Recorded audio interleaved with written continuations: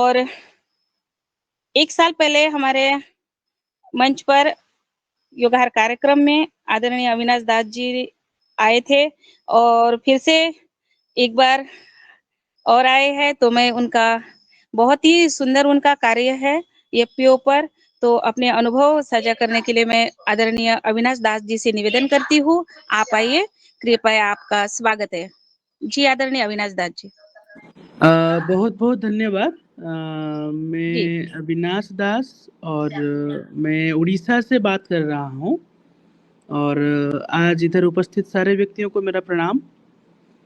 और मैं बहुत खुश हूँ क्योंकि ये जो प्रोग्राम चल रहा है कहीं ना कहीं एक प्रेरणादायी है। सुबह सुबह स्वास्थ्य के साथ हमारे ज्ञानवर्धक चीज़ें भी यहाँ पे डिस्कशंस हो रहा है और मैं ग्रुप के साथ भी जुड़ा हुआ हूँ। और मैं मेरा पढ़ाई एमबीए एग्री मार्केटिंग में ख़त्म किया था 2014 में 2014 में। और टिल डेट आज तक मैंने करीब 5000 से ज़्यादा गांव और कम से कम 1 लाख किसान और पिछले 7 सालों में 24 राज्य, 24 स्टेट्स और 12,000 घंटे से ज़्यादा समय मैंने प्रशिक्षण में ही बिताया है।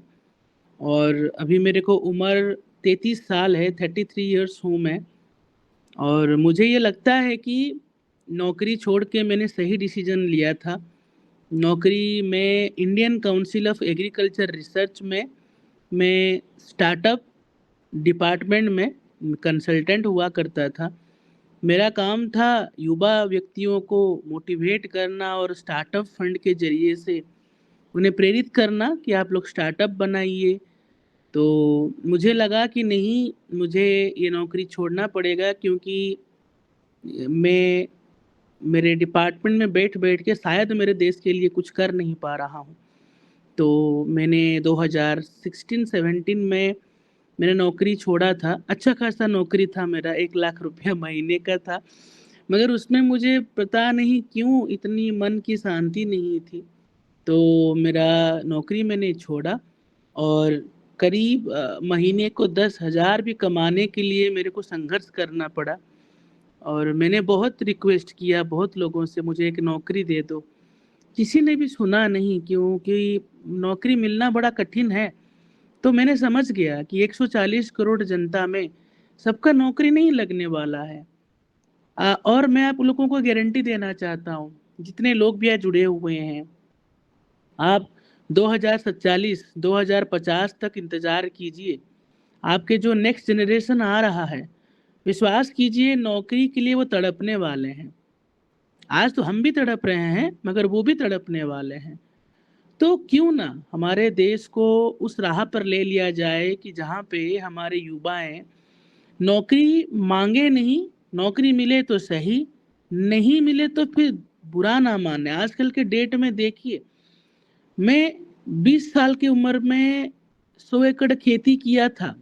मैं डिप्रेशन में भी गया था और मैंने खुद को खड़ा किया था, नहीं मुझे खड़ा होना है, अपने पैर में खड़ा होना है, इसके लिए स्किल की ज़रूरत है। तो कहीं ना कहीं मैं यही बातें गाँव में साझा करता हूँ कि देखिए, जब तक आपके पास स्किल नहीं है, आप बस हाथ फैलाओगे, हाथ को आगे फैलाओ मांगने के लिए नहीं, सपोर्ट देने के लिए। हर गांव में मैं जाता हूँ एपीओ में, आज तक करीब मैं अभी तक 3 से 4 हजार एपीओ अभी तक क्रॉस कर गया होगा, उनको प्रशिक्षण दे चुका होगा। मगर आज तक मेरा एक ही सबसे रिक्वेस्ट है कि नहीं, हमारे जो एपीओ गठन हो रहा है वो एपीओ इतना काम नहीं कर पा रहे हैं, क्योंकि सबसे जो ज़रूरी चीज़ें हैं कि हमको ग्रामीण स्तर में जो नेता है, जो लीडर है, जो नेतृत्व ले रहा है, क्या वो उतना स्किल्ड है। तो इसीलिए मैं भारत में मेरा फोकस है कि मैं हर गाँव जाऊं। ना मुझे कोई बड़ा गाड़ी चाहिए, ना मुझे बड़ा घर चाहिए, मुझे बस एक बाइक दे दो, मुझे बस रोटी दे दो, मुझे कुछ नहीं चाहिए। मैं भारत का हर गांव जाना चाहता हूँ। मैं भारत का हर कोना जाना चाहता हूँ। अभी सारे व्यक्तियों को मैं बताऊं, अभी पिछले 1.5 महीना हो गया मैं जम्मू कश्मीर होके आया हूँ। आप मुझे पूछिए जम्मू कश्मीर में हमारे जितने भाई लोग हैं वो कैसे जी रहे हैं। मैं गया था रजौरी, मैं गया था पुंछ, मैं गया था रामबन, मैं गया था कश्मीर, मैं गया था हर बॉर्डर जगह में मैं गया हूँ, बॉर्डर तक पहुंचा हूँ। एक एक ऐसे गांव गया हूँ जहां पे 2 साल पहले 3 साल पहले डेली बमबारी होता था, वहां पे 250 बंकर्स होते थे। आज वहां का सरपंच एपीओ बना रहा है। एक वहां पे रमेश चौधरी जी हैं रजौरी में सेरी ब्लॉक में, वो अपना बकरी बेच के एपीओ बनाए हैं कि मेरे गांव के लोग सरकार से जुड़ेंगे, मदद से जुड़ेंगे। ऐसे बहुत उदाहरण में देख के आया। जम्मू कश्मीर में अभी अभी गया था, पिछले 1.5 महीना में होके आया हूँ। तो वहां का जो एक्सपीरियंस, वहां का जो अनुभव, वहां का लोगों का रिएक्शन, वहां का लोगों का जो मेरे साथ उनका समय बीता, मैं आपको क्या बताऊं। बहुत ही कठिन परिस्थितियों में वो लोग जा रहे हैं। वहां पे मैंने गया, मैं बहुत हिंदू परिवार, मुसलमान परिवारों से मिला, लोगों से मिला। वहां पे जो माहौल है आप लोग सुनेंगे तो दंग हो जाएंगे। यहाँ पे बहुत सारे लोग हैं, आपको आश्चर्य होगा कि जो वालनट हम खाते हैं, आप सब सारे लोग वालनट खाते होंगे, वहां पे वालनट पैदा होता है, आपको पता नहीं है। वहां पे 300 रुपए में बिकता है, 400 रुपए में बिकता है। जो चीज हम यहाँ पे 800 1000 रुपए में खरीदते हैं, वहां पे जो किसान भाई है उसको पैसे की नहीं पड़ा है, उसको पड़ा है कि मेरा चीजें बिक जाए।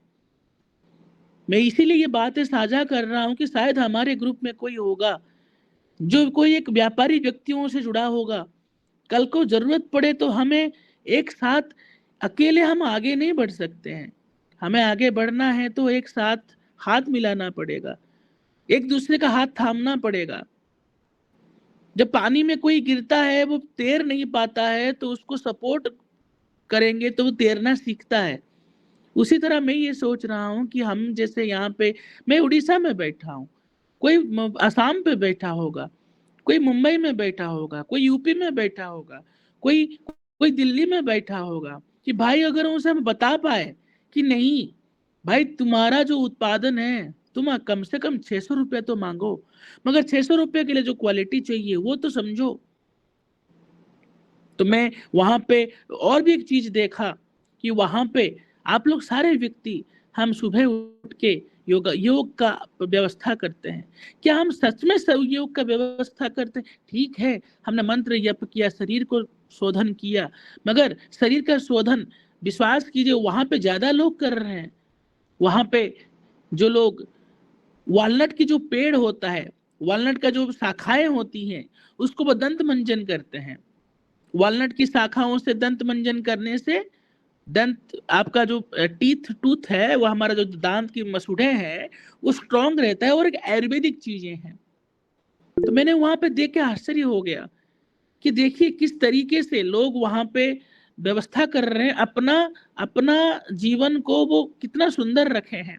और वॉलनट क्या वहां है? पे वॉलनट वॉलनट एक फल है, जो फल ड्राई फ्रूट्स में आता है। हम जो ड्राई अखरोट फ्रूट्स, अखरोट अखरोट, अखरोट, हाँ जी, हाँ जी, अखरोट, ये ड्राई फ्रूट्स में आते हैं, बहुत डिमांड में है। आप कहीं पे, और ये सबसे जरूरी, बच्चों की मानसिक विकास में ये बहुत कारगर होता है।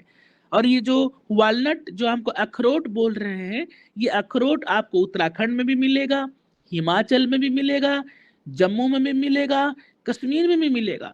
मगर ये एक ऐसा ड्राई फ्रूट है जिसका बहुत डिमांड है आज के डेट में। इसका जो रेट है, आप आज जाइए एक बार, आज आप मार्केट में पता लगाइए। मैं तो चाहता हूं कि ये जानकारी सबको हो कि कहाँ पे क्या मिल रहा है।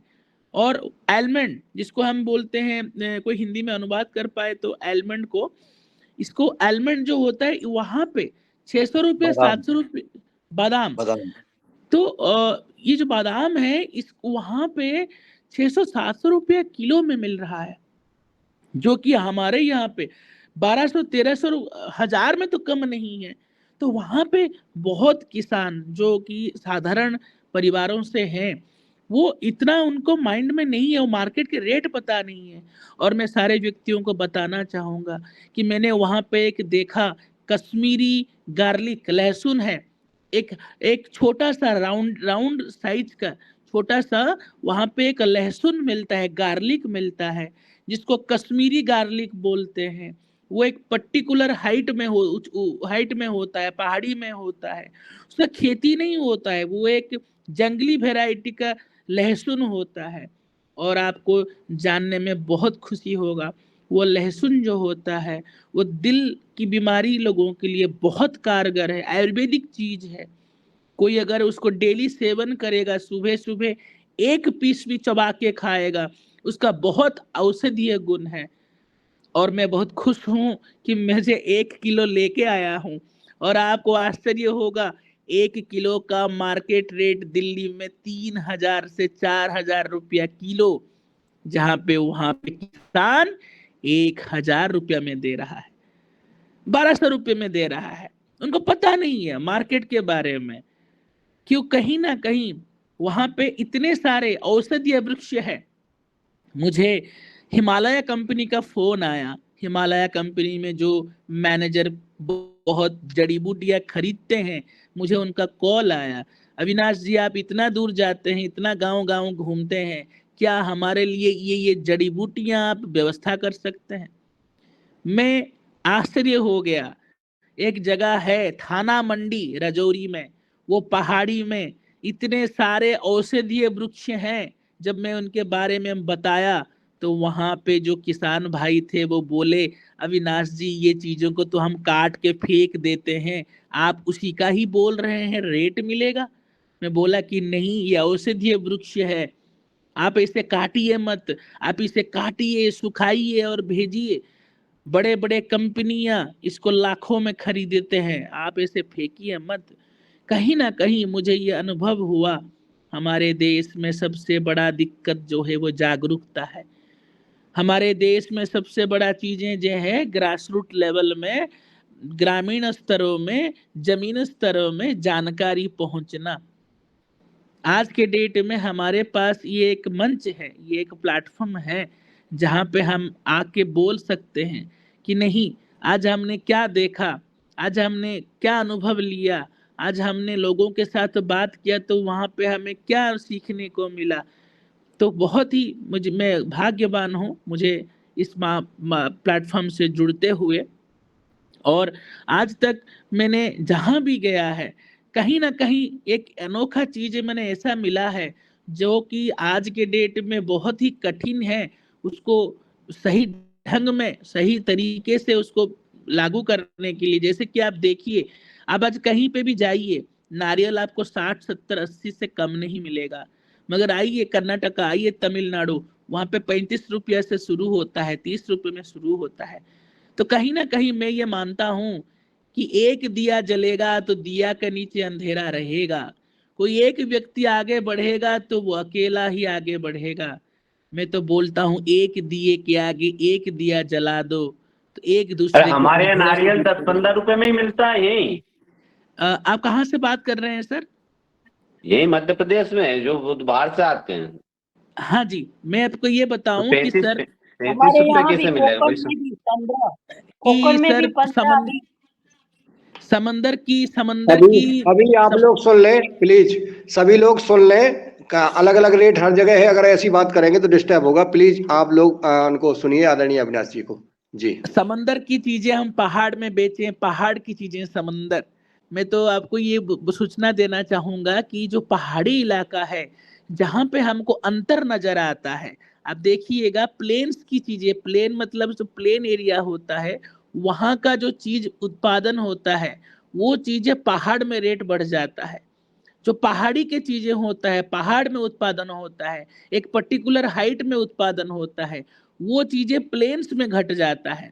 बस यही मैंने ऑब्जर्व किया। आप चलिए उत्तराखंड का कहीं पे भी जगह में जाइए, वहां पे जो रेट मिलता है, हमारा मध्य प्रदेश हो गया, यूपी हो गया, जो नीचे एरिया में, वो रेट का फर्क रहता है। तो कहीं ना कहीं हमारा वहाँ का जो एपीओज हैं, वहाँ पे जो किसान भाई हैं, वहां पे जो लोग उपस्थित हैं कहीं ना कहीं उनको रेट का फर्क आता है। तो कहीं ना कहीं अगर हम इसमें शामिल हो, जैसे कि मैं आपको बताऊं, हम केसर खाते हैं, सैफरन खाते हैं, दूध में डलता है, मलाई में डलता है। सैफरन का 1 किलो का रेट 2 लाख 2.5 लाख से शुरू होता है, मगर हर जगह में उसका ठगी होता है, डुप्लीकेट चीजें आता है, बड़े बड़े कंपनियां भी उसका डुप्लीकेट चीजें बेचते हैं। मगर सबसे हमारा देश का सबसे बेस्ट अगर कहीं पे सैफरन उगता है तो एक जगह है श्रीनगर में, उसे पंपोरे बोलते हैं। पंपोरे बोल के एक नामक एक जगह है, ब्लॉक है, श्रीनगर से मात्र 26 किलोमीटर दूर। वहां पे दुनिया का सब, हमारा इंडिया का बोल सकते हैं, भारत का सबसे बेस्ट आपका सैफरन आप केसर उगता है। तो कहीं ना कहीं ये जानकारियां जो मेरे पास आज इकट्ठा हुआ है, मैं सबको इस माध्यम से बताना चाहता हूं कि हमारा आप लोगों के साथ ऐसा जुड़ाव बने कि हम एक दूसरे के साथ मदद कर सके। और एक एफपीओ, कहीं पे भी अगर कोई एफपीओ है, वो अकेला व्यापार नहीं कर सकता, उसे दूसरे एफपीओ के साथ जोड़ना पड़ेगा। 2 एफपीओ अगर साथ में काम करेंगे तो वहां पे जो बेस्ट उत्पादन होता है, जो बेस्ट उगता है, वो दूसरे जगह में जाए, दूसरा एफपीओ खरीदे।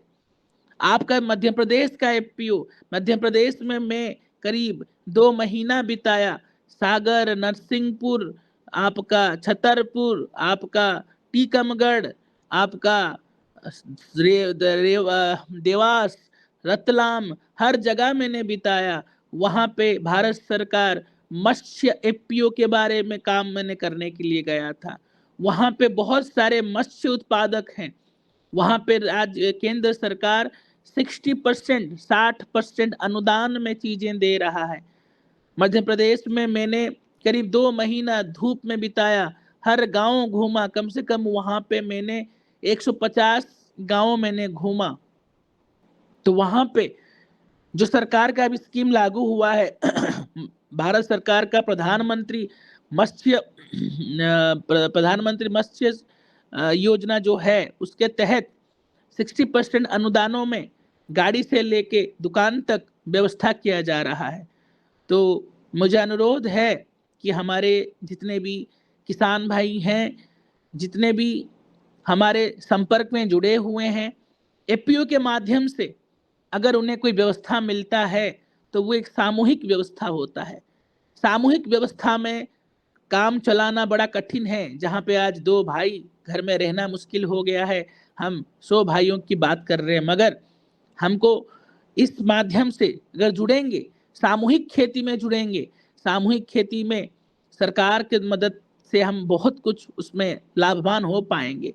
जैसे कि मैं आपको जानकारी के लिए बता दूं, भारत सरकार सितंबर 4 तारीख में मुझे आमंत्रित किया है मंत्रालय में, दिल्ली में, कि अविनाश जी आप आइए, आपका अनुभव साझा कीजिए। वहाँ पे मिनिस्ट्री का मीटिंग है, बहुत ही गिने चुने संस्थाओं को, गिने चुने एफपीओ को और सारा भारत के स्तर में कंसल्टेंट लोगों को बुलाया गया है, जहाँ पे मुझे स्थान मिला है। और भारत सरकार अभी एफपीओ का नया स्कीम, नया पॉलिसी, देश का एक नया नियम लागू करने वाले जा रहे हैं। उसको बोला जा रहा है न्यू एफपीओ पॉलिसी 2024 में भारत सरकार नया पॉलिसी लागू करने जा रहे हैं। मुझे आशा है 2025 मार्च तक नया स्कीम लागू हो जाएगा। ये स्कीम का नाम है, भारत में 10,000 एफपीओ बनाने के लिए नंबर डिसाइड किया गया था। मगर अभी 2025 मार्च तक मेरे भाइयों, सारे लोग आप सजाग रहिए। वहां पे कम से कम 50,000 एफपीओ बनाने का नंबर डिसाइड हो रहा है। 50,000 एफपीओ बनने वाला है। हर ब्लॉक में कम से कम 8 एफपीओ बनने के लिए जा रहा है। जहां पे भारत सरकार ने पहले कम से कम 1 एफपीओ बनाने का नंबर डिसाइड किया था, अब हर ब्लॉक में कम से कम 8 एफपीओ बनने के लिए जा रहा है। इसमें कोई भी एनजीओ कोई भी एफपीओ बनाए, कोई भी एफपीओ में 15 लाख का इक्विटी ग्रांट, उस एफपीओ को चलाने के लिए ऑफिस व्यवस्था सारे एफपीओ के लिए रहेगा। ऐसा नहीं भेदभाव रहेगा कि नहीं वो एनजीओ बनाएगा तो मिलेगा, मैं बनाऊंगा तो मिलेगा। नहीं, ये अभी उठने वाला है। मेरे सारे भाइयों और बहनों, आप लोग तैयार रहिए। मैं आपको इस माध्यम से, इस मंच के माध्यम से बताना चाहता हूं कि वो स्कीम अभी 12 महीने 8 महीने में लागू होने वाला है, सारा देश में लागू होने वाला है। मैं जम्मू कश्मीर जाने के पीछे एफपीओ ही उद्देश्य नहीं था। भारत का आज के डेट में सिर्फ 3 राज्यों में सीएसआर की पैसा लागू होता है। सीएसआर का मतलब होता है कॉर्पोरेट सोशल रिस्पॉन्सिबिलिटी। जो बड़े बड़े कंपनियां हैं उनका प्रॉफिट का, उनका फायदे का 3% हिस्सा सामाजिक कामों में लगाते हैं। हमारे भारत में महाराष्ट्र, बिहार और यूपी को छोड़ने के बाद, बिहार छोड़ने के बाद भारत में कहीं पे भी सीएसआर का पैसा इतना खर्चा नहीं होता है जितना महाराष्ट्र, बिहार, यूपी में खर्चा होता है। आज के डेट में जम्मू कश्मीर में 1 भी रुपया सीएसआर नहीं गया है। तो मेरा जाने का उद्देश्य सिर्फ एफपीओ का प्रोग्राम नहीं था। मेरा जाने का उद्देश्य तो इसीलिए था कि मेरा मोबाइल में ना लोगों का नंबर बढ़ पाए। मैं एक ऐसा व्यापारी हूँ जो नंबर बढ़ाने में फोकस करता हूँ, क्योंकि अगर लोग संपर्क नहीं होगा, जन संपर्क नहीं होगा, लोगों के साथ हमारा जुड़ाव नहीं होगा, हम परिवर्तन की राह नहीं ला सकते हैं, हम परिवर्तन की आवाज उठा नहीं सकते हैं, हम लोगों के पास पहुंच नहीं सकते हैं। आज मैं बोल रहा हूं कि मैं नौकरी छोड़ के इसमें घुसा हूं, मेरा तो जुनून चढ़ गया है, मुझे तो नींद नहीं होता है।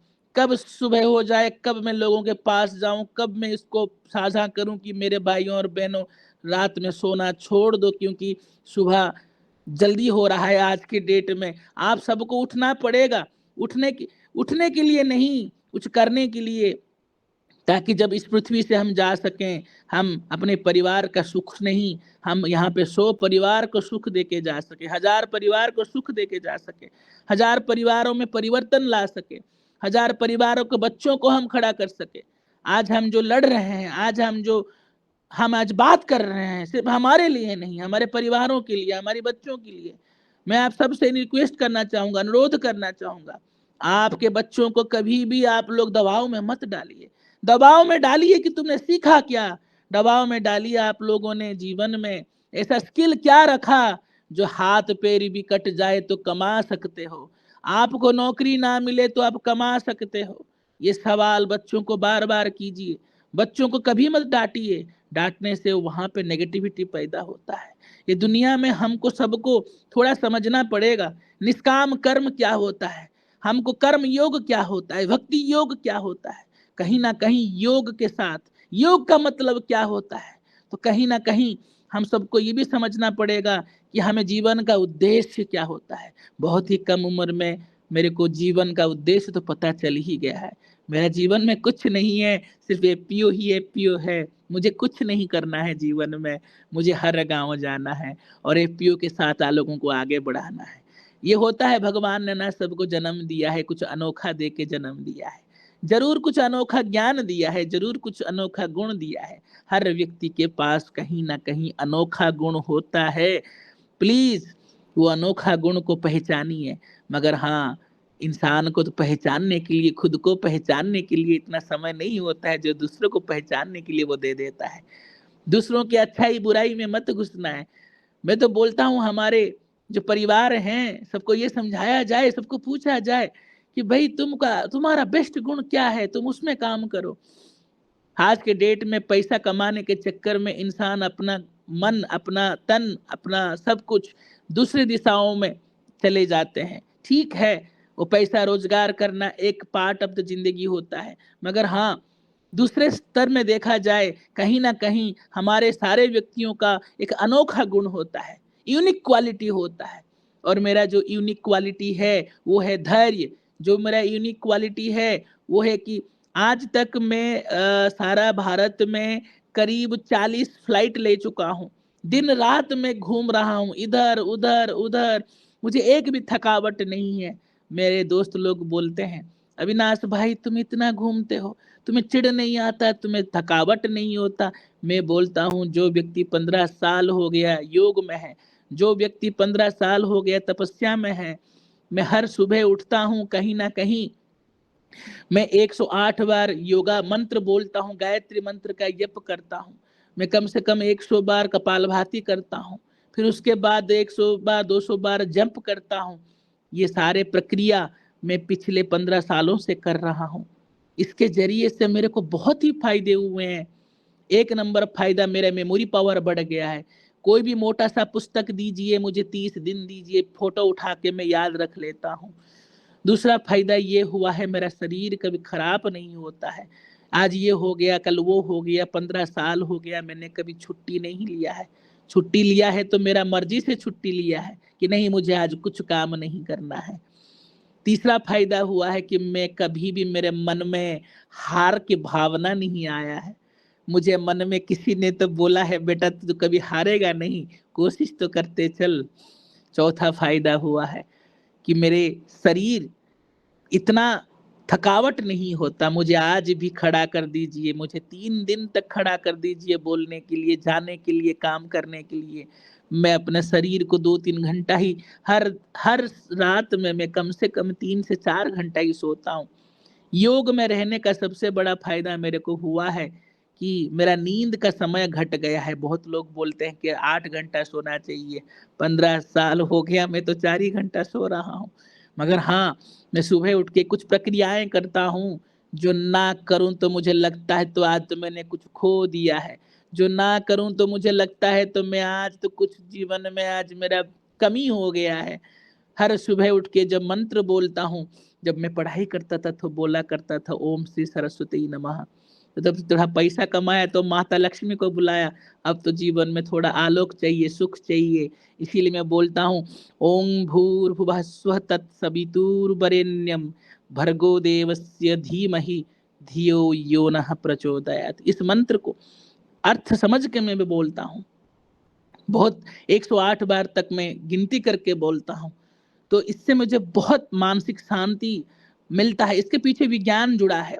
हमारा हाइपोथैलेमस से जो हैप्पी केमिकल्स होते हैं वो सब इसमें निर्गत होता है, मैं महसूस कर सकता हूँ। जिस दिन मैं ना करूं मैं बहुत मायूस रहता हूँ। जिस सुबह सुबह मैं ये कर दिया, दिन भर मेरा शरीर तो चार्ज अप रहता है। ये कुछ नहीं है, ये जो हमारा शरीर बायोलॉजिकल शरीर है, इसमें से केमिकल निर्गत होता है तो हार्मोन्स निकलता है।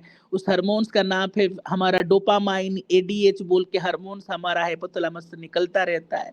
मैं उसको फील कर सकता हूँ, अनुभव लेता हूँ कि नहीं ये हार्मोन का कमाल है।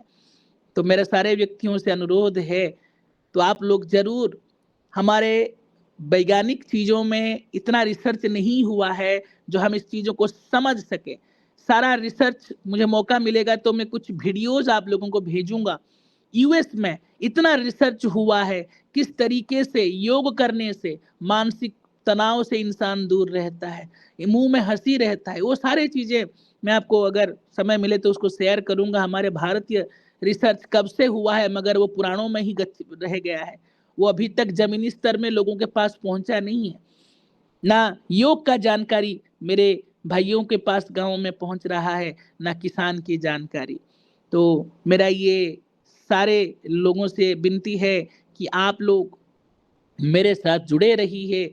कोई पे कहाँ पे भी एपीओ के स्तर में समस्या में है, एपीओ में आप लोगों को जानकारी चाहिए, एपीओ में आप लोगों को सपोर्ट चाहिए, एपीओ में आप लोगों को मार्केट चाहिए, एपीओ में आप लोगों को उत्पाद बना के लिंकेज चाहिए, एपीओ में आपको अच्छा खाद चाहिए, एपीओ में आप लोगों को जैविक खाद चाहिए, एपीओ में आप लोगों को जैविक खाद बनाने की प्रशिक्षण चाहिए, आप लोगों को कहीं पे भी बायो फर्टिलाइजर, बायो पेस्टिसाइड बनाने का ट्रेनिंग चाहिए, मुझे बोलिए।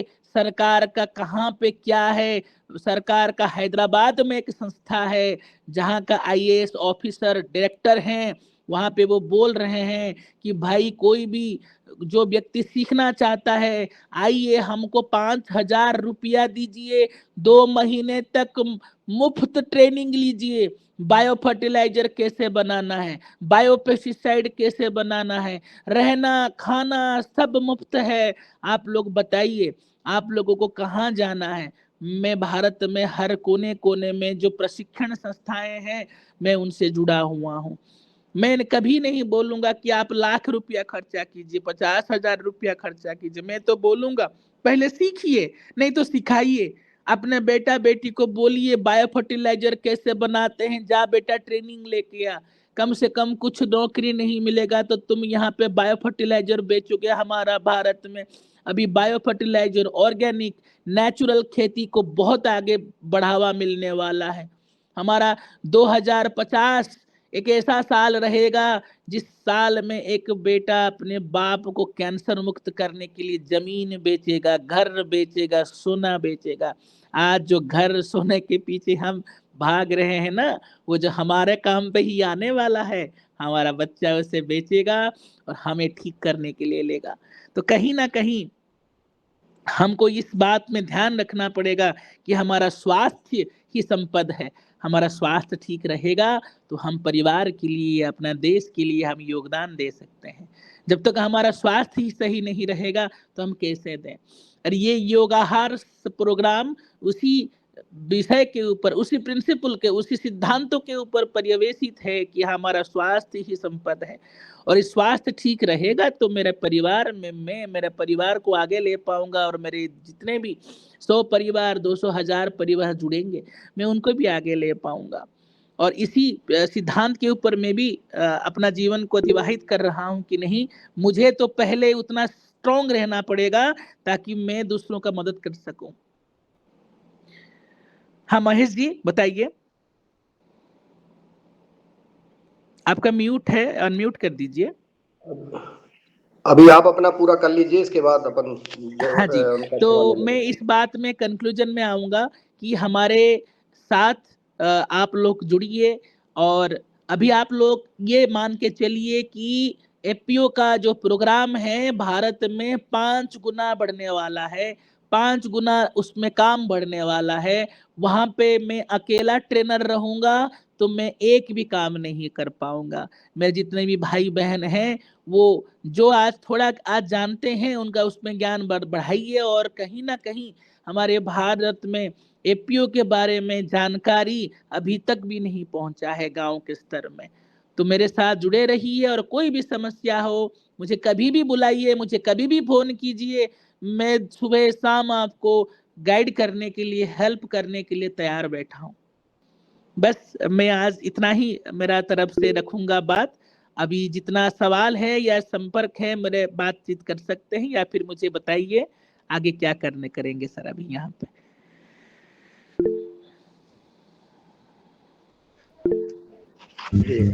आदरणीय दिनेश जी सेमवाल जी संचालन करने का कष्ट करें, मैं उनको आमंत्रित करता हूँ जी। जी धन्यवाद आदरणीय अविनाश दास जी। और मैं आदरणीय श्री पवन कुमार सर से निवेदन करती हूँ कि ये स्वागत है सर पवन को। जी धन्यवाद रंजना जी। और आज के हमारे मुख्य वक्ता अविनाश दास जी का बहुत ही जोश भरा अनुभव आज सुनने को मिला है। 1 वर्ष पहले भी आपने अपने अनुभव बताए थे, और उसमें मुझे याद है आपने 5 पांडव की कहानी के साथ अपने वक्तव्य दिए थे। हाँ जी, हाँ जी। बहुत बहुत आपका धन्यवाद, बहुत अभिनंदन आपकी बातें, क्योंकि हमारे इस योगाहार में अब आपको मालूम ही है 1200 से ज्यादा दिन इस कार्यक्रम में हो गए हैं। और अब इसमें हम स्टेबलाइजेशन की तरफ और आगे विस्तारीकरण की तरफ भी बढ़ रहे हैं, मतलब कि आगे एक्सपेंशन की तरफ भी बढ़ने का प्रयास कर रहे हैं स्वैच्छिक तरीके से, क्योंकि कार्यक्रम पूरा स्वैच्छिक है। और इसमें सब लोगों को सीखने सिखाने की जो प्रक्रिया है, जो आप भी काम कर रहे हैं, उसमें आपके और हमारे काम में बहुत ज्यादा समानताएं हैं। बहुत उद्देश्य भी हमारे लगभग एक ही तरह के हैं, बस कार्य करने का तरीका अलग-अलग है। तो इस विषय पर मुझे लगा कि मैं आपको भी अवगत करा दूँ कि हमारा ये जो योगाहार कार्यक्रम है, इसमें कुछ चीज़ें नई जुड़ गई हैं। नई चीज़ें हमने नियमित करने का प्रयास किया है। उदाहरण के लिए एक प्रयास है कि प्रत्येक शनिवार को बायो फर्टिलाइज़र ट्राइकोडर्मा बनाने की ऑनलाइन क्लासेस चल रही हैं। उसमें आप चाहें तो आप भी जुड़ सकते हैं। आपके साथ जुड़े हुए जो एफपीओ हैं, उनको भी आप जोड़ सकते हैं। वो एक बहुत ही सुंदर तरीके से बहुत ही कम लागत में, एक हमारे वैज्ञानिक हैं डॉक्टर चौहान, उसके बारे में अभी हम बातचीत करेंगे। उसके बारे में भी बताएँगे। तो वो इस चीज़ में 4-5 सेशन हो गए हैं और आगे भी उसका कार्य चल रहा है और भारत सरकार ने भी विधि को मान्यता दे दी है। तो उस तरह से एक हमारा काम बहुत महत्वपूर्ण इस विषय में चल रहा है। तो इस विषय पर अभी हम और चर्चा करेंगे। दूसरा विषय जो है वो है कि प्रत्येक एवरी थर्सडे हम लोग अपनी भारतीय इतिहास के जो अनछुए पहलू थे, जिसके बारे में ना हमें पढ़ाया गया, ना हमें सिखाया गया, ना कभी चर्चा हुई, उसके बारे में हम बातचीत कर रहे हैं, उसके ऊपर भी हम चर्चा कर रहे हैं। तो जो इतिहास के ऐसे पहलू जो हमारे अ, हज़ार साल पहले से लेकर के या उससे पहले भी जो चीज़ें हमने अपने सेल्फ डिफेंस में की, उन सब चीज़ों पर भी हमारे एक विशेषज्ञ आके हम उस दिन उस विषय पर भी चर्चा कर रहे हैं। अब जो आपने आज एफपीओ के ऊपर आज बातचीत की और सुदूर जम्मू कश्मीर के ऊपर बातचीत की और बाकी उनके द्वारा उत्पादित होने वाले प्रोडक्ट्स की लिंकेज की बात की है, उस विषय पर भी हमने चर्चा की है इस मंच पर और मुझे लगता है कि उसमें हमें और कुछ काम करने की ज़रूरत है। कहीं न कहीं जैसा आपने भी कहा है एक्सचेंज करने की ज़रूरत है, जो भी एफपीओ बन रहे हैं और अब चूँकि और एफपीओ बनने की अब संभावनाएँ नज़र आ रही हैं, तो उस विषय पर भी हम बातचीत करें और जहाँ एफपीओ नहीं है वहाँ बनाएँ और जहाँ एफपीओ हैं, उनके साथ हम इनका जो नेटवर्क आपने बनाया भी है, मैं अवगत हूँ, उसके ऊपर भी हम आगे ज़रा चर्चा करने को एक स्ट्रीमलाइन करें सारे सिस्टम को। तो वो स्ट्रीमलाइन करने के लिए मेरा मत ये है कि हम सप्ताह में 1 दिन हम जिसमें आप भी उपस्थित रहें, अगर आप उपस्थित नहीं रहें, तो ऐसे एफपीओ के सदस्य को आप बुला लें, जो कि केवल एफपीओ पर बातचीत करें। उसके लिए हमने एक दिन सोचा है वैसे मंडे, ट्यूसडे, वेडनेसडे में। अगर हम इसी इन दिन में से किसी एक दिन हम इस पर अपने अनुभव को शेयर करना शुरू कर लेते हैं, तो शायद हमारे जो वर्तमान के एफपीओ हैं जो कि हमारे साथ अभी योगहार में जुड़े हुए हैं और बाकी भी जो एफपीओ देश के अलग-अलग जितने भी एफपीओ के साथ आपने 5000 एफपीओ के साथ काम किया, उसमें से जो वेल परफॉर्मिंग बहुत अच्छा जो काम कर रहे हैं, इन एफपीओ को जिनको की मदद की ज़रूरत है, उनकी कहानी और उनके बातों को इस मंच के माध्यम से हम सुन सकते हैं और हमारे भी साथ के जो साथी हैं, उनके साथ अपना व्यापार किस तरह से बढ़ाएँ, उनकी व्यवस्थाओं पर बातचीत कर सकते हैं। तो ये एक मेरा सुझाव है, अगर एक उचित लगता है तो हम इस पर और आगे बातचीत करेंगे। इस मंच के इस मीटिंग के अलावा भी हम बातचीत कर सकते हैं।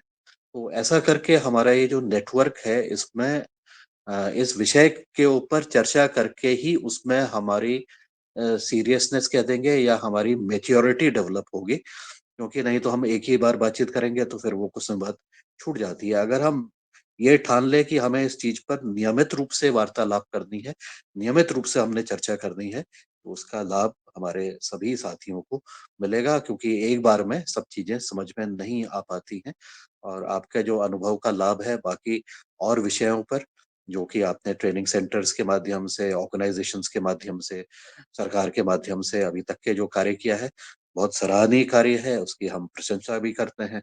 उसमें आपको अभिनंदन करते हैं कि आपने इस तरह से ऐसे स्टेप उठाए हैं, जो कि आप कनेक्ट हो पा रहे हैं और कनेक्ट होकर के आप लोगों तक पहुँच पा रहे हैं और उनकी जो बातें हैं उसको पहुँचा पा रहे हैं। तो ये आदान-प्रदान, ये एक्सचेंज मुझे लगता है कि उसका एक तरीका हम अपने डिस्कशंस को स्ट्रीमलाइन करने की दिशा की तरफ बढ़ें और ऐसे आपके जो एफपीओ के जो अच्छे लोग हैं, उनका मैंने भी एक फ्रेमवर्क बना रखा है, उनका एक सेल्फ इवैल्यूएशन।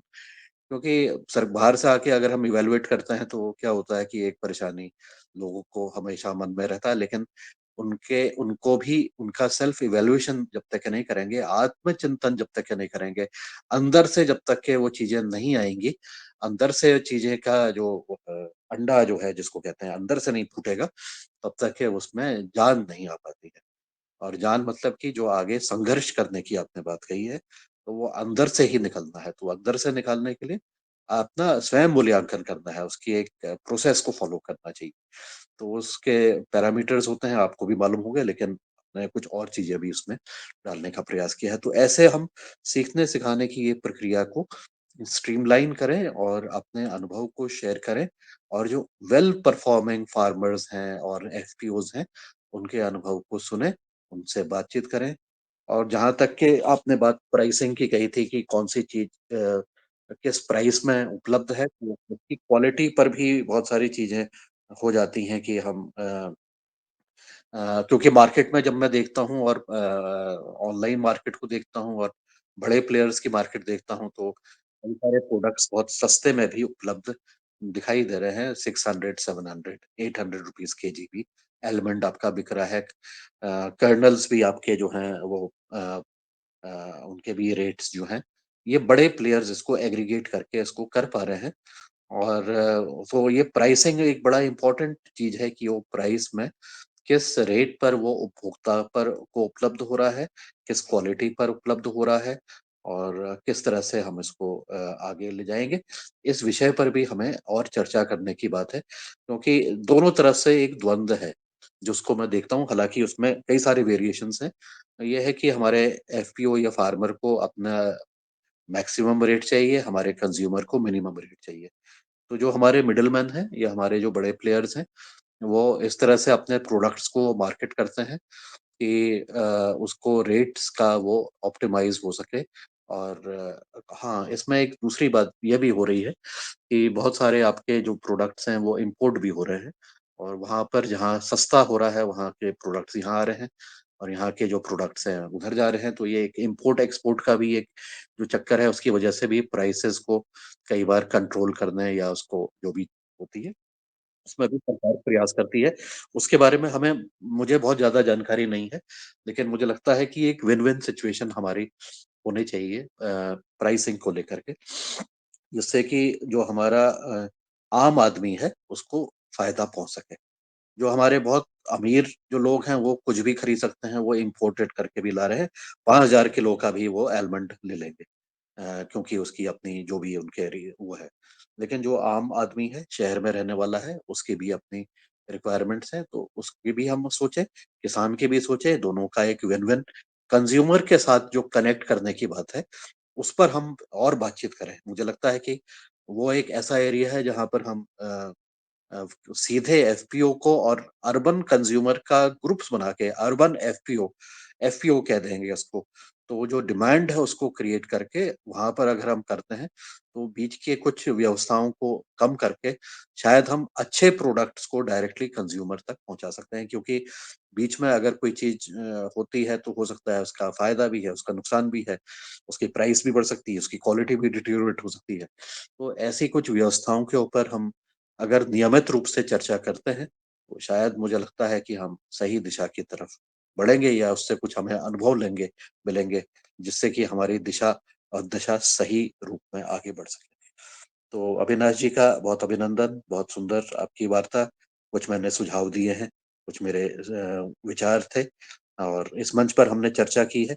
लेकिन अब मुझे लगता है कि मुझे रास्ता दिख रहा है कि हम सप्ताह का एक दिन एफपीओ के ऊपर डेडिकेट करें, कम्युनिटी लेवल एक्टिविटीज के ऊपर डेडिकेट करें। तो इतना कह के मैं आज अपनी वाणी को विराम देता हूँ। आपको बहुत बहुत धन्यवाद। नमस्कार। ओम प्रणाम।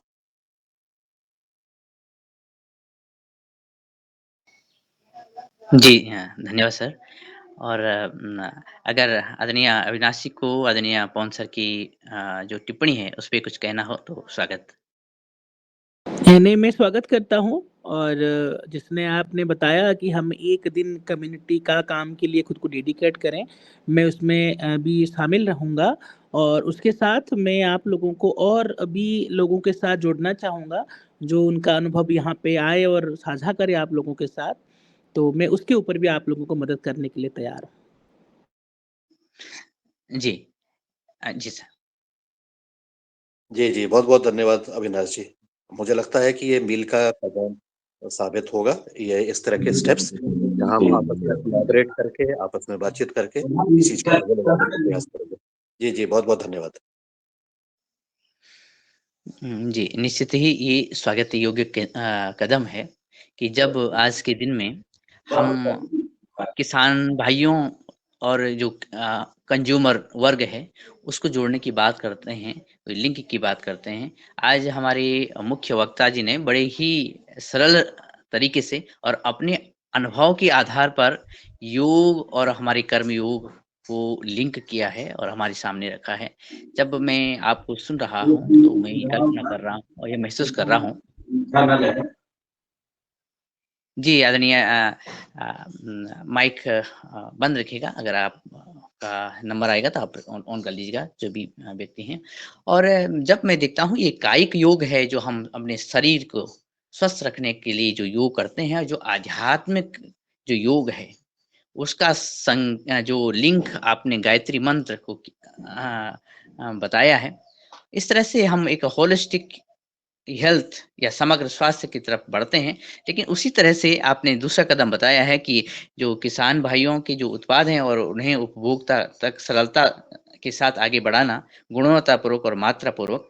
तो इसमें होलिस्टिक वेल्थ यानी जो समृद्धि की बात आपने कही है और इस समृद्धि को समृद्धि के कदमों को, पदों को हम कैसे आगे बढ़ाएँगे, इसमें ये बात आई है कि हम योगाहार के माध्यम से प्रत्येक हफ्ते में 1 दिन, सप्ताह में 1 दिन एफपीओ के लिए निर्धारित करने वाले हैं। और आज के मुख्य वक्ता जी आदरणीय अविनाश जी से भी निवेदन है कि आप इसमें लगातार जुड़े रहेंगे तो बहुत सारे एफपीओज़ से आपके जो नए एफपीओज़ हैं, उनसे संपर्क होंगे और हमारे आपके अन्य संपर्कों से हम उनके साथ आगे बढ़ सकेंगे। इसी क्रम में डॉक्टर किशोर दुबे सर, आपका हैंड रेज़ है। जी, स्वागत।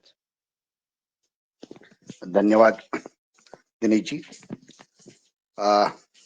आज के वक्ता अविनाश जी ने जो बहुत बातें रखी है समग्र विकास के लिए,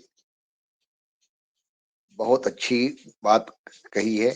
उसमें एक जो बात मन को मेरे ज्यादा छुई है, उन्होंने कहा है कि ग्रास रूट पे अवेयरनेस की बहुत ज्यादा जरूरत है, चाहे वो एफपीओ के मेंबर्स हो, कंज्यूमर्स हो, जो भी है।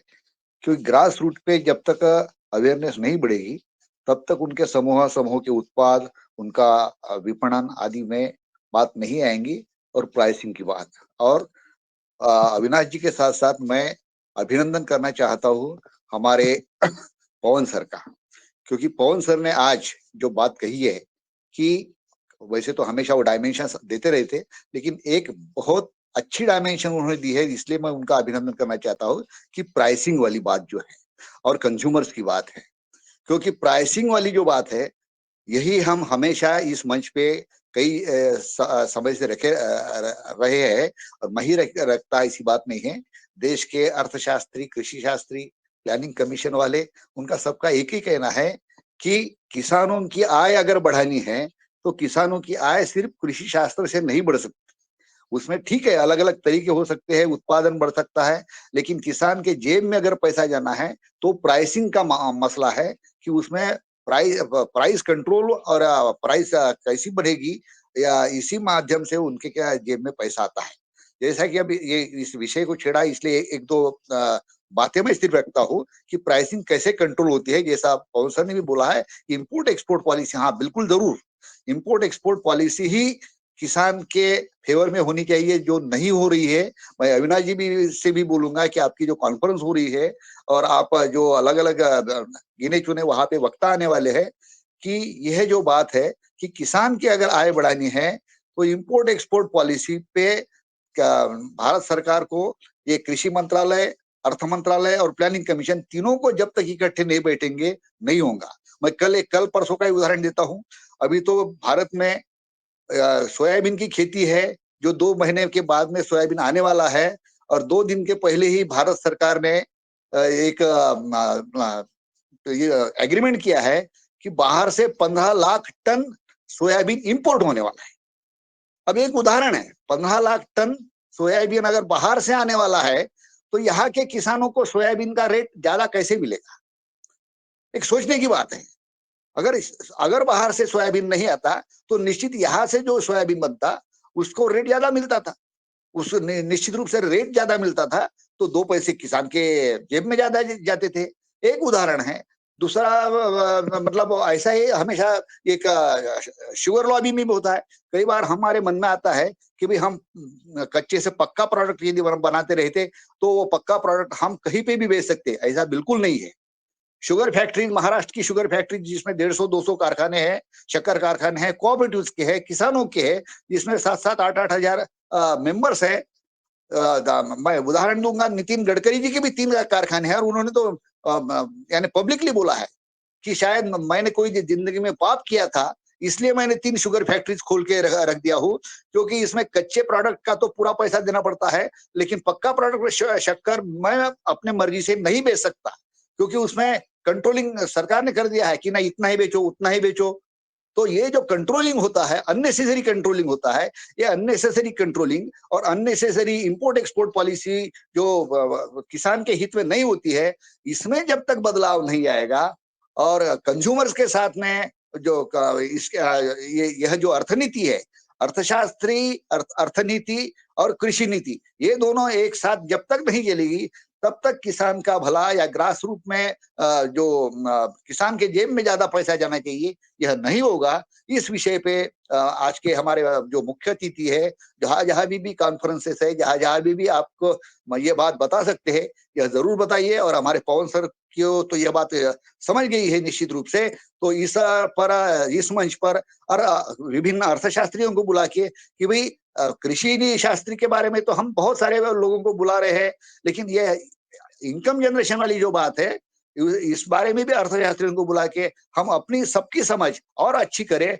और जो किसानों को, कंज्यूमर्स को बराबर उनको मिले, वाजिब दाम में बात मिले, इस तरह से हमारे कदम बढ़ेंगे। इस अपेक्षा के साथ मैं मेरी बात को विराम करता हूं। धन्यवाद। जी, धन्यवाद सर। और मुख्यतः आपकी जो आपका जो फोकस रहा है, हमारी कृषि है, हमारा कृषि और अर्थतंत्र है और नीति है। अगर इसको हम एक सर्कुलर के कुछ जिग-जैग आगे पीछे कुछ बातें हो रही हैं। अगर हम आदरणीय अविनाश जी को इस बात पर जो डॉक्टर दुबे सर ने कहा है कुछ बात रखनी हो तो आप। मैं ज़रूर इस बात में थोड़ा और जानकारी इकट्ठा करूँगा, क्योंकि हर चीज़ों में हमको लॉजिक के तहत बातों को रखना है। और बहुत अच्छा लगा किशोर जी ने मुझे याद दिलवाया ये चीज़ें, जो कि मुझे और थोड़ा रिसर्च के साथ मैं इसको ज़रूर उपस्थापन करूँगा 4 तारीख को। जी, धन्यवाद। इसी क्रम में आदरणीय सूरज सिंह, आपका हैंड रेज़ है, आप बात रखिए। जी, आदरणीय मैं बने सिंह आर्य, सदन को कोटि-कोटि प्रणाम। हमारे मुख्य अतिथि जी वीडियो ऑन करेंगे तो भविष्य में हम आपको पहचानने में, मंच सभी पहचानने में सुविधा रहेगी। आप वीडियो ऑन करें। और मेरा क्वेश्चन तो ये है कि जैसे एपीओ हम बनाते हैं तो उसमें क्या ऐसा दर्शाया जाता है कि ये जैविक के नाम से बना या कोई मसाले के नाम से बना या कोई फ्रूट के नाम से बना है, ऐसा उसमें कोई कॉलम रहते हैं क्या? जी।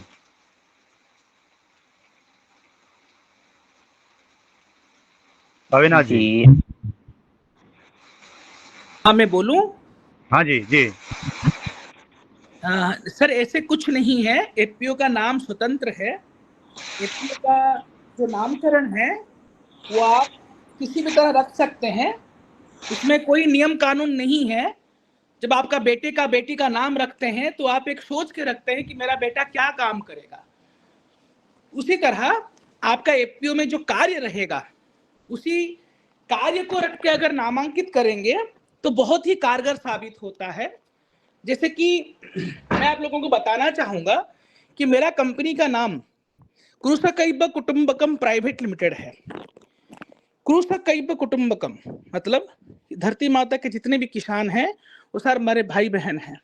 तो मेरा कंपनी का नाम ही मैंने ऐसे रखा है जो मेरा काम को दर्शाएगा।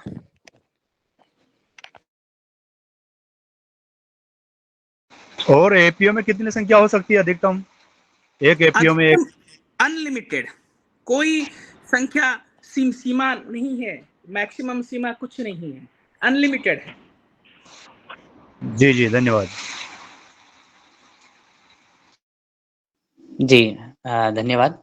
और ये समाधान हुआ कि एपीओ एक कंपनी है और बशर्ते जो अलग-अलग उसके प्रोडक्ट्स हैं, अलग-अलग आने वाले समय में वो उसका विस्तार होता है, तो एक डिपार्टमेंट वाइज़ या वो अलग-अलग प्रसंस्करण के से उत्पादन से लेकर के आप बाद में नाम दे सकते हैं, उसके कई डिपार्टमेंट हो सकते हैं, कई रूप हो सकते हैं। और इसी क्रम में हमारा जो अगला हैंड रेज़ है आदरणीय रमेश चंद मेहरा सर, जी आपका स्वागत है। जी ओम, सदन को नमन। आज की हमारी योग कक्षा बहुत अच्छी रही और निश्चित रूप से आज हमारे मुख्य अतिथि महोदय ने भी हमें बहुत अच्छी जानकारी दी और जो भविष्य में चीज़ें होने वाली है और जिसके माध्यम से बच्चों को कुछ लाभ हो सकता है या किसानों के बेटों को लाभ हो सकता है, तो मैं आपसे जानना चाहूँगा सर कि जो आपने बायो के प्रशिक्षण की जो बात की है, जैविक खाद बनाने की, बायो खाद बनाने की, तो वो कहाँ से उपलब्ध है और कैसे उसे प्राप्त किए जा सकते हैं? जी मैं आपको बताना चाहूंगा कि हैदराबाद में एक संस्थान है, उस संस्थान का नाम है NIPHM, national institute for plant health management. वहां पे प्रशिक्षण भी दिया जाता है और प्रैक्टिकल भी कराया जाता है और वहां पे रहने खाने का पूरा बंदोबस्त है। कुछ एक ऐप रुक के भरना नहीं पड़ेगा, मगर हाँ कोई चीज फ्री कर दिया जाए तो उसका अहमियत नहीं होता, इसीलिए उन्होंने कुछ सा चार्ज करते हैं, थोड़ा पैसा चार्ज करते हैं ताकि सीरियसनेस बना रहे। और मैं आपको NIPHM का सारा जानकारी कांटेक्ट नंबर के सहित मैं आपको भिजवा दूंगा। वहां पे बहुत अच्छा व्यवस्था है। वहां पे एक सर हैं ओम प्रकाश जी, जो कि हरियाणा से हैं, वो वहां पे अब सारा काम देखते हैं, वो बड़े ओहदे में हैं। हालांकि उनका मन तो एक किसान की तरह है और जरूर मैं आपको उसके लिंक कर सकता हूँ। ये हैदराबाद में ये संस्थान है और वहां पे पूरा बायो ऑर्गेनिक चीजों को लेके सारा प्रशिक्षण की व्यवस्था है। और सर तो उनका नंबर और आपका नंबर दोनों बताने का कष्ट करें जी सर। जी, मैं निवेदन करूंगा आदरणीय अविनाश जी से कि जो आपने नाम बताया है संस्था का और वहाँ के आदरणीय ओम प्रकाश सिंह जी, जो कि वहाँ पे कार्यकारी जो भी अधिकारी हैं, तो उनको इस मंच पर आप के माध्यम से एक दिन लाया जाए और सभी को सुना भी जाए और साथ में आप नंबर साझा करना चाहें तो चैट बॉक्स में डाल दीजिएगा सर। और इसी क्रम में अन्य जी योगाहार टीम से हैंड रेज है। जी जी आदरणीय आज के हमारे मुख्य वक्ता और आदरणीय अविनाश जी को मैं मध्य प्रदेश की धरती से पतंजलि किसान सेवा समिति और परिवार से आपको बहुत बहुत धन्यवाद और आभार करता हूँ। आपने पहले जैसा आदरणीय पवन जी ने कहा कि पहले भी आप मार्गदर्शन दे चुके हैं, आपको सुन करके हम लोगों में ऊर्जा आ जाती है और एक मनोबल बढ़ जाता है और आशाएं बढ़ जाती हैं और करने का कुछ इच्छाएं और बढ़ जाते हैं जिनके मनोबल टूट जाते हैं, क्योंकि जो एफपीओ कई जगह बने हुए हैं, कई किसानों ने बनाए हैं। कई एफपीओ कोई बड़े जो उद्योगपति हैं वो बना लेते हैं, किसानों को नाम लिख लेते हैं और फिर जो है उसका संचालन नहीं कर पाते हैं और लाभ वही ले लेते हैं। आपको 4 अगस्त को आप 4 अगस्त में तो ये चल ही रहा है, 4 सितंबर में आपका आगे जो मीटिंग होने वाली है सरकार के साथ, मेरा निवेदन है कि एफपीओ निर्माण में कुछ ऐसे नियम और शर्तें रखी जाएं कि उनको किसानों को सहभागिता बनाई जाए और इस जो एफपीओ का जो संचालन होता है वो एक पारदर्शिता और दर्पण की तरह हो, ताकि किसानों को अधिक से अधिक लाभ मिल सके। पात्र हितग्राहियों को योजनाओं का लाभ नहीं मिलता है। एसी में बैठे कमरों में बैठे व्यक्ति, अधिकारी और किसान की नीति को बनाते हैं जबकि किसान की आपने इतना भ्रमण किया है, जो अभी आपने बताया है, आपका अनुभव है, इतनी कम उम्र में आपने कितना अनुभव किया है। ऐसे अनुभवशील व्यक्ति अगर नीति बनाते हैं, योजना बनाते हैं, अगर तो उसका लाभ धरातल पर पहुंचेगा। इस सूक्ष्म निवेदन के साथ में मैंने बात रखी है, आपसे निवेदन किया है, आप सारी बात समझ गए हैं कि जो सरकार की नीति, कृषि नीति जो बनती है, वो किसानों के से खेत से ली जाए और वो केंद्र में बनाई जाए, ताकि उसका 100% लाभ किसान को मिल सकता है और सरकार की जो एक उद्देश्य है उसकी भी पूर्ति हो सकती है। इन्हीं बातों को बस मैंने आपके समक्ष रखा, ये मेरी बात वहां तक पहुंच जाए, बस। ओम। जी, आदरणीय मुनीलाल जी भाई साहब की जो सूक्ष्म बातें हैं, उन पर अगर आदरणीय अविनाश जी की सूक्ष्म विवेचना हो तो स्वागत। सर जी का मैं बहुत-बहुत धन्यवाद देता हूँ और इसी बातों को मैं अभी नोटबुक से नोट ही कर रहा हूँ और मैं सबसे अनुरोध करता हूँ कि मैं जाने से पहले जितना हो सके जानकारी मिले तो मैं उसमें लिख के दे पाऊँ, क्योंकि वहाँ पे एक लिखित रूप में मेरे को सबमिट भी करना है सुझाव, और मुझे ये करीब 1 तारीख से पहले मुझे देना है। और कोई भी व्यक्ति अगर भेजना चाहे तो मुझे भेजिए, मैं उसको एक साथ एक कागज़ में लिख के मेरे तरफ से दे पाऊँ। आदरणीय पवन कुमार जी और आदरणीय अविनाश जी इस विषय पर जरूर संवाद करने का कष्ट करें। जी, आदरणीय पवन सर। जी, जो बात कही है कि हम जो भी महत्वपूर्ण सुझाव हैं उसको एक स्पष्ट रूप से उसकी जो सुझाव के रूप में अपनी बात जो कहनी है उसको करने के लिए एक प्रक्रिया के अंतर्गत उसको डॉक्यूमेंटेशन कर लें, और उसकी एक होती है, उसके लिए हम शायद अलग से बातचीत करेंगे, अभी तो समय उसके लिए उपयुक्त नहीं है, लेकिन बहुत सारी ऐसी चीजें हैं जिसका कि हम बातचीत कर रहे हैं। अभी अविनाश जी, हम पशुपालन के ऊपर भी, गौ पालन के ऊपर भी एक डॉक्यूमेंट तैयार कर रहे हैं, उसको भी प्रस्तावित है कि हम उसको सरकार को दें। तो वो डॉक्यूमेंट भी जैसे ही बन जाएगा 1 तारीख तक के तो ये बन ही जाएगा मुझे लगता है, तो उससे पहले भी हम दे देंगे उसको योगाहार परिवार की तरफ से एक सुझाव के रूप में कि हमारा प्राकृतिक खेती जो है वो गाय आधारित, हम बार-बार कह रहे हैं, सरकार भी कह रही है। तो उसको, लेकिन गाय को हम किस दृष्टिकोण से देखते हैं, गाय को किस तरीके से हम रखते हैं, उस पर हमारी इस योगाहार कार्यक्रम में बातचीत हुई है, चर्चाएँ हुई हैं। तो उसके लिए अभी हम अलग से एक दिन, 1 आध दिन में शायद चर्चा कर लेंगे और बातचीत को, डॉक्यूमेंट को तैयार करके उसको भी हमारे ग्रुप में भी चर्चा होगी, इस योगाहार कार्यक्रम में भी उस पर चर्चा होनी है और उसको भी आपके साथ शेयर करके, तो इस तरह से और भी जो बिंदु है उस पर भी हम एक दिन चर्चा करके आपको जो भी हमारी तरफ से सुझाव है उसको देने का प्रयास करेंगे। बिल्कुल, धन्यवाद। जी, धन्यवाद सर।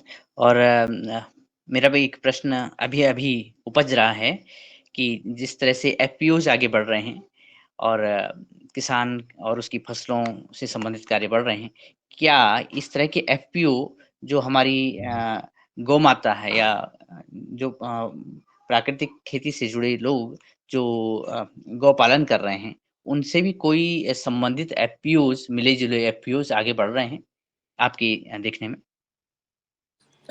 ज़रूर मैं आपको इस बारे में बताना चाहूँगा। नेचुरल फार्मिंग की तरफ कुछ एपीओ सैंक्शन हुआ है और भारत सरकार ने इसी के ऊपर इतना काम नहीं शुरू किया है, और मुझे ये आशा है, अभी एक नया स्कीम लागू हुआ है, बायो रिसोर्स सेंटर। मेरे जितने भी भाई बहन अभी उपस्थित हैं, भारत सरकार का इसी सत्र में एक नया स्कीम लॉन्च किया गया है। जिस तरह आज आप देख रहे हैं कि केमिकल वाला फर्टिलाइजर, केमिकल वाला दुकानें खुला हुआ है गली गली में, अभी भारत सरकार ने एक प्रयास जारी किया है किस तरीके से आगे। मैं इसीलिए बोला, जो भी हमारे बेटा बेटी है उन्हें तैयार कीजिए प्रशिक्षण लेने के लिए, क्योंकि बीएससी एग्रीकल्चर वालों को इसका दुकान खोलने का परमिशन मिलने वाला है। तो जो भी हमारे BSc agriculture, diploma in agriculture या BSc in organic, BSc in natural farming के ऊपर या फिर कोई डिप्लोमा इन नेचुरल फार्मिंग के ऊपर रहेगा, तभी जाके ये बायो रिसोर्स सेंटर नामक, जैसे कि आप जनौषधि केंद्र देख रहे हैं, जिस तरह सरकार के द्वारा कॉमन सर्विस सेंटर देख रहे हैं, उसी तरह बायो रिसोर्स सेंटर आने वाला है। तो कहीं ना कहीं इसका फायदे लेने के लिए अभी लोग हम तैयार नहीं रहेंगे तो फायदा नीचे जा नहीं पाएगा, सरकार का टारगेट में ही रहेगा। और एपीओ तो दूर की बात है, बायो रिसोर्स सेंटर हमको पकड़ना पड़ेगा, क्योंकि एपीओ अभी तक उतना सैंक्शन नहीं हुआ है नेचुरल फार्मिंग के ऊपर। जरूर इसके विषय के ऊपर भी हमको और काम करना पड़ेगा। जी, और जब तक कुछ हैंड रेज, एक दो हैंड रेज की गुंजाइश है, उतना ही समय है, तब तक में एक प्रश्न और भी है कि बहुत सारे एफपीओस की बात आई है, बहुत सारे एफपीओ से संपर्क हुआ है, लेकिन बात यह आई है कि जो जैविक उत्पादों के नाम पर कुछ भी उत्पाद लोगों तक पहुंच रहे हैं, इसमें भी क्या कोई गवर्नमेंट की कोई बॉडी या लोगों की जो सम्मिलित कोई बॉडी काम कर रही है कि लोग स्वस्थ भोजन खाएं और गुमराही की दौर से न गुजर सकें? मैं आपको जानकारी के लिए बता दूं, ऋषिकेश में हमारा एक भाई का एपीओ है, जहां पे उनका 300 एकड़ किसानों का जमीन को उन्होंने पीजीएस इंडिया के तहत उसको व्यवस्थित किए हैं, और वहां पे अपने किसान भाइयों को वो 3 गुना रेट देते हैं, और अपना उत्पाद को भी बनाने के बाद सर्टिफिकेशन के तहत वो अपने उत्पादों को भी 3 गुना रेट में बेचते हैं। ऋषिकेश में ही एपीओ है, कोई भी व्यक्ति चाहेगा तो वहां पे जाके देख सकता है। मगर हाँ, ये जो प्रक्रिया था भारत सरकार का, बहुत ही कॉम्प्लिकेटेड प्रक्रिया था। अभी भारत सरकार का कुछ परिवर्तन हुआ है, नियम कानून में परिवर्तन हुआ है, जमीन को पंजीयन करने का नियम कानून में भी परिवर्तन आया है। थोड़ा अभी मुझे ये लगता है अगला 5 साल जो है वो नेचुरल, अभी ऑर्गेनिक फार्मिंग का नाम इतना नहीं उठाया जा रहा है, अब नेचुरल फार्मिंग के नाम को ज्यादा उठाया जा रहा है। उसका स्कीम कुछ अलग नया तरीके से भी आ रहा है, और नेचुरल फार्मिंग का डिफरेंट टेस्टिंग वगैरह सर्टिफिकेशन का प्रक्रिया अभी अंडर प्रोसेस है। अभी आगे 1 साल 2-1.5 साल में शायद इसके ऊपर और कुछ क्लैरिटी सरकार की तरफ से आएगा, और दिशा निर्देश भी मिलेगा, और उसका मार्केटिंग का जो पॉलिसी है वो भी तैयार होने जा रहा है। हाँ जी, धन्यवाद सर। निश्चित ही जो आपने ये उत्तर दिए हैं, कुल मिलाकर प्राकृतिक खेती को के लिए आगे कदम बढ़ाए जा रहे हैं, बायो रिसर्च सेंटर से लेकर के जो अन्य गतिविधि और कुछ परिवर्तनों के साथ जो हम आगे बढ़ने वाले हैं, इसमें किसान और उपभोक्ता दोनों का फायदा होने वाला है। और इसी क्रम में आदरणीय अशोक पटेल जी आप बात रखिए।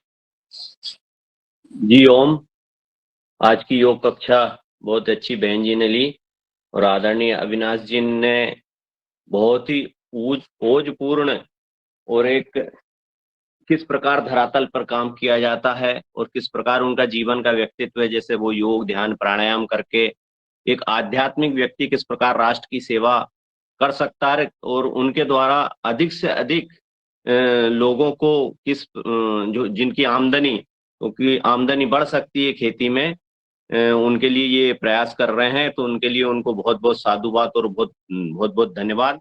इनकी बातों से हमको ऐसा लगता है कि एक तपस्वी आदमी हमको एक मार्गदर्शन दे रहा है। इससे निश्चित रूप से हमारा सधन और हमारे देश के किसान इससे लाभ प्राप्त करेंगे। मेरा आपसे प्रश्न ये है कि जो एपीओ जो अभी नए खुल रहे हैं, जो पुराने जो खुले हुए हैं, उनको शासन कोई लाभ देती है कि नहीं देती है? कोई ऐसी आपके जानकारी में स्कीम है जिनने खुद के उससे खोल लिया हो एपीओ, लेकिन उसको फंड नहीं मिला सरकार तरफ से, उससे लाभ देती कि नहीं? एक प्रश्न ये है। दूसरा, कोई ऐसा सक्सेसफुल कोई एपीओ जिसने किसानों को, जो डायरेक्ट नीचे तक जो किसान है उनको फायदा दिया हो, ऐसी कुछ जानकारी हो तो देने की कृपा करें। जी ओम। हाँ, समय को देखते हुए मैं आपको 2 जानकारी क्लियरली देना चाहूंगा अशोक जी।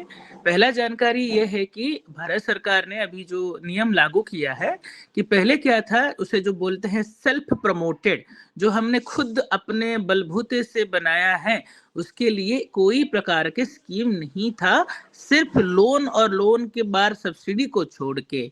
ठीक है, अभी जो नया स्कीम लॉन्च होने के लिए जा रहा है, उसमें एक क्लियर मार्गदर्शिका लिखा गया है कि सारे एपीओस को इसमें अंतर्भुक्त किया जाएगा। तो हालांकि उसको कैसे किया जाएगा, उसका समय सीमा क्या रहेगा, उसका पंजीयन कब तक होना चाहिए, कब का पंजीयन को लिया जाएगा, उसके बारे में अभी कोई पॉलिसी में क्लियर गाइडलाइंस नहीं आया है।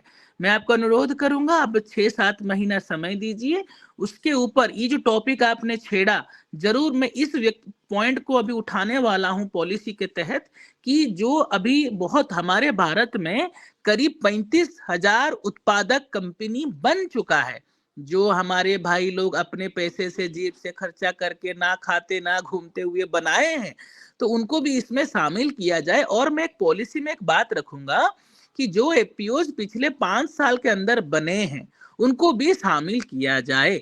ये हम बात छेड़ने वाले हैं, जरूर इसके मैं रेस करने वाला हूँ इस टॉपिक को। जी धन्यवाद। और जो प्रश्न और उत्तरी का सिलसिला आगे बढ़ रहा है, उसे देखकर लगता है कि अगले दिनों में जब एफपीओ की बात आएगी तो सर, पुनः और हमारी मेरा एक सवाल जी, था कि अच्छा एपीओ देखने के लिए मैं आपको अनुरोध करूंगा, अगर वो समय दे पाए तो मैं नव चेतना एपीओ बोल के यूपी में एक एपीओ के बारे में बात करूंगा, जिन्होंने सेल्फ प्रमोटेड होते हुए, ना कोई सरकार का सपोर्ट लेते हुए, आज वो अपना जैविक खाद को एक्सपोर्ट निर्यात कर रहे हैं, दुबई भेज रहे हैं, और उनका एपीओ में जो सीईओ है उसका पगार तो लाखों में है। जरूर मैं उनको यहाँ पे बुलाने का कोशिश करूंगा। जी निश्चित ही ये बड़ी अच्छी पहल रहेगी। और इसी क्रम में, जबकि अब समय बहुत ही कम बचा हुआ है, लेकिन लास्ट में प्रश्न है आदरणीय विनय कुमार वर्मा सर का। जी आप बात कीजिए। Hello hello. जी आप बोलिएगा। हाँ नमस्कार। ये एक चीज़ बताइए, जैसे ये अभी बता रहे थे एफपीओ वाले कि उसका जो पीजीएस है सर्टिफिकेशन है, और जो उसकी मार्केटिंग करते 3 गुना रेट पे, तो क्या प्रोडक्ट का भी सर्टिफिकेशन कराते हैं, खाली की खेत का सर्टिफिकेशन? वो विनय जी, क्या पेस्टिसाइड रेजिड्यू या किसी की जांच कराते हैं क्या प्रोडक्ट की? जरूर उत्पाद का, आप म्यूट कर दीजिए विनय जी। विनय जी, जरूर उत्पाद का टेस्टिंग होता है। बिना उत्पाद के टेस्टिंग में ये इसको मार्केट करना बहुत ही कठिन है। उत्पाद का भी परीक्षण होता है, और उसमें भी क्या क्या केमिकल्स की परीक्षण होता है, उसका स्टैंडर्ड है भारत सरकार के द्वारा, उसका जो स्पेसिफिकेशन है वो निर्धारित है। और जो जो कंपनियां खरीदते हैं उनका भी किस मानक के ऊपर परीक्षण होगा, क्या मानक रहने में उसको ऑर्गेनिक या नेचुरल बोला जाएगा, उसका भी मानक धार्य होता है। जब वो मानक के हिसाब में वो टेस्टिंग रिपोर्ट आता है, उसी आधार पे उसका रेट तय होता है। टेस्टिंग कहाँ से कराते हैं प्रोडक्ट का? टेस्टिंग हमारे भारत का एनएबीएल सर्टिफाइड लैब्स के किया जाता है। जो भी labs, food testing labs NABL के द्वारा प्रमाणित है, उसी लैब से ही रिपोर्ट करवाया जाता है, उसी का ही रिपोर्ट सारे लोग मानते हैं। कुछ बड़े अच्छे अच्छे टेस्टिंग सेंटर्स हैं, मेरे पास लिस्ट है, अगर आप बोलेंगे तो वो मैं लिस्ट आपसे शेयर कर सकता हूँ। नहीं, जितना भी ये कर रहे हैं जैविक वाला जो हो रहा है, प्राकृतिक खेती वाला, उनका प्रोडक्ट का सर्टिफिकेशन नहीं होता है, मेरी जहाँ तक जानकारी है। ऐसा सर्टिफिकेशन नहीं, टेस्टिंग रिपोर्ट मिलता है उसका। आप जो भी आपका लॉट उत्पादन हुआ है, उसका टेस्टिंग रिपोर्ट के आधार में हम भी कर सकते हैं, या फिर खरीदने वाला भी करता है, दोनों तरफ से होता है। ठीक है, टेस्टिंग कहाँ व्यवस्था है भाई? सबसे बड़े के लिए लैबोरेटरीज हैं, लैबोरेटरी के जरिए से कर सकते हैं। मैं आपको लैबोरेटरी के डिटेल्स दे सकता हूँ, जो लैब्स वगैरह होते हैं। रिपोर्ट आती है उनकी, मान लिया सब्जी की है, फल की है, मेजर समस्या तो वहीं पे है। जैसे कि विनय जी, मैं आपको बताना चाहूंगा कि अभी भारत सरकार ने क्या किया है निर्यात में, और एक राज्य से दूसरे राज्यों का अभी फ्लाइट, जो एयर फ्लाइट है वो कम कर दिया है। अभी आपको उदाहरण देना चाहूंगा, हमारा भुवनेश्वर से सीधा दुबई के लिए सारा वेजिटेबल्स जा रहा है, सारा वेजिटेबल जा रहा है। अब दुबई में उड़ीसा से बहुत वेजिटेबल डायरेक्ट फ्लाइट में जा रहा है। तो उसके लिए क्या होता है, कुछ टेस्टिंग भी होता है, कुछ बिना टेस्टिंग में भी जा रहा है। जो एक बार टेस्टिंग रिपोर्ट आ गया, उसके बाद कंटिन्यूअस जा रहा है। तो इसमें भी अभी नया, क्योंकि जो फ्लाइट में जाने वाला जो कॉस्ट होता है ना, वो घट गया है, भारत सरकार ने उसको घटाया है, ताकि हमारा एक्सपोर्ट निर्यात बढ़ पाए। अगर आप बोलेंगे तो वहां पे आप जिस राज्य से हैं, उस राज्य से जो एक्सपोर्ट कर रहे हैं, मैं आप उनको आपके साथ जोड़ सकता हूँ, एक परीक्षण आप कर सकते हैं चाहे तो। तो मैं तो जहाँ तक देखा हूँ जो वेजिटेबल्स और फ्रूट्स में है, वहाँ ये रेजिड्यू टेस्टिंग की बहुत जितनी जल्दी प्रॉपर व्यवस्था नहीं, लोग जो सॉयल की टेस्टिंग के बेस पे जो पीजीएस ले लिया उसी के बेस पे कह रहे हैं मेरा ऑर्गेनिक है। हाँ, जी जी, ये निश्चित ही बड़ी जिरह की बात है और समय की थोड़ा कमी है, तो मैं सदन से निवेदन करता हूँ जो नेक्स्ट जो वार्तालाप हो, तो इस वार्तालाप पे भी हमारी जो कन्फ्यूजन है और जो आशंकाएँ हैं, उन पे निदान हो। मैं अंतिम हैंड लेता हूँ जो योगा टीम से संभवतः हुआ है और उसके बाद आज की सभा संपन्न होगी। जी, आदरणीय। जी, मैं बस ये बताना चाह रहा था, मैं परिचय भी देना चाह रहा हूँ अविनाश जी को। विनय कुमार जी कृषि विभाग उत्तर प्रदेश में कार्यरत हैं, डिप्टी डायरेक्टर हैं। डेज़िग्नेशन हो सकता है मैं गलत भी कह दिया हो, लेकिन उनका अपना एक वृहद अनुभव है। ये जो हमारे पेस्ट मैनेजमेंट के ऊपर और उसके ऊपर जो तरीके हैं, लाइट ट्रैप्स हैं, फेरोमोन ट्रैप्स हैं, स्टिकी ट्रैप्स हैं, इनके ऊपर उन्होंने बहुत ज़्यादा मार्गदर्शन भी दिया है। हमारे बहुत सारे किसानों ने इनका लाभ भी उठा रखा है और वो जो विधियाँ उत्तर प्रदेश में आप कर रहे हैं, हालाँकि आप सॉइल टेस्टिंग डायरेक्टरेट में हैं वाला काम करते हैं, लेकिन फिर भी जो याली मेथोडोलॉजीज़ में इसके इन्होंने काफ़ी काम किया है, ये परिचय के दृष्टिकोण से। दूसरा जो है वो उनका जो मत है जो जहाँ तक है मैं समझा हूँ, वो ये है कि हमारे पीजीएस के प्रत्येक व्यक्ति का पेस्टिसाइड रेज़िड्यू टेस्टिंग नहीं हो पाता है, पॉसिबल भी नहीं है क्योंकि इतनी एक्सपेंसिव वो प्रक्रिया है। इसलिए जो आपके बाहर की मार्केट में जहाँ पर आपकी इकोनॉमिक वायबिलिटी बनती है आपके उत्पाद की, केवल उतने का ही पेस्टिसाइड रेज़िड्यू अच्छी तरह से किया जाता है और अगर नहीं किया जाता है, अगर वो पकड़ा जाता है, जैसे अभी 2 दिन पहले के अखबार में आया था कि कितना 400 टन बासमती राइस ऑर्गेनिक के नाम पर वहाँ पर रुक गया क्योंकि उसमें पेस्टिसाइड रेज़िड्यू पकड़ा गया किसी दूसरे पोर्ट में, किसी दूसरे कंट्री में। तो इसको काम को जब हम दूसरे देश के साथ व्यापार करते हैं, उनके नियम के अनुसार करना है। यहाँ पर अभी हमारे नियम और कानून और हमारी व्यवस्थाएँ उतनी मजबूत नहीं है कि हम प्रत्येक व्यक्ति की टेस्टिंग कर लें, प्रत्येक व्यक्ति का असेसमेंट कर लें, तो वो अभी व्यवस्थाओं बनने में टाइम लगेगा। हो सकता है आने वाले समय पर इस चीज़ पर आगे कार्य हो सके। तो ये बस मैं क्लैरिफ़ाई करना चाह रहा था और ये परिचय भी कराना चाह रहा था। जी, धन्यवाद। जी निश्चित ही ये परिचय भी आदरणीय विनय कुमार सर का सामने रहा है और आपने कई गाँवों में किसानों को तैयार किया है कि वो विश्व मुक्त सब्जियाँ, खासकर सब्जियों पर फोकस रहा है कि विश्व मुक्त सब्जियाँ और फल अ, उत्पादन कर सकें और हमारे उपभोक्ता उसको ले सकें। और ये बात भी निश्चित तौर पर सामने आई है कि हमारी जो उत्पादन है वो बढ़ रहा है, उत्पादन बढ़ रहा है और उसका मार्केट लिंकेज भी बढ़ रहा है। लेकिन बड़ा प्रश्न ये है कि इसके बीच जब धन का अर्जन हो रहा है तो स्वास्थ्य कहाँ है?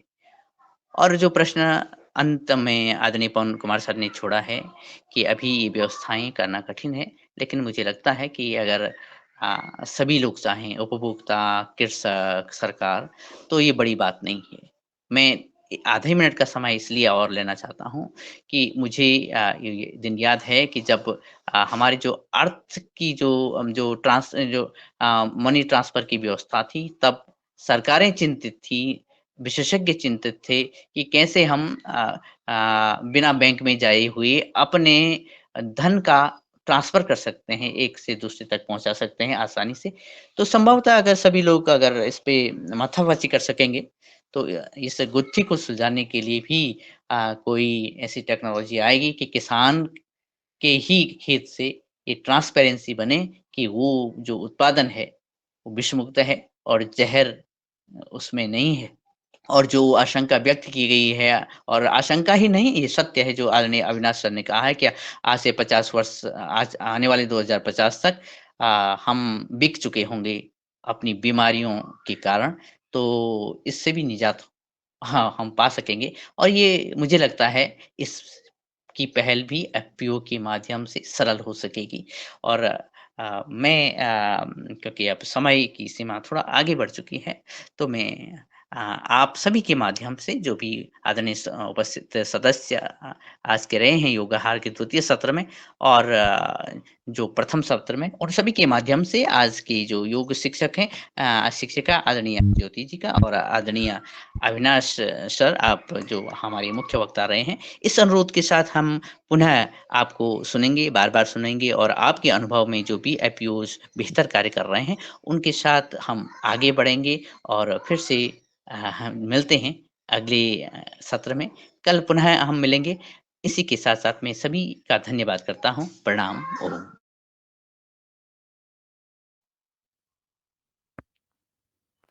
जी, जी धन्यवाद आदरणीय अविनाश दास जी का, धन्यवाद बहुत-बहुत और सभी को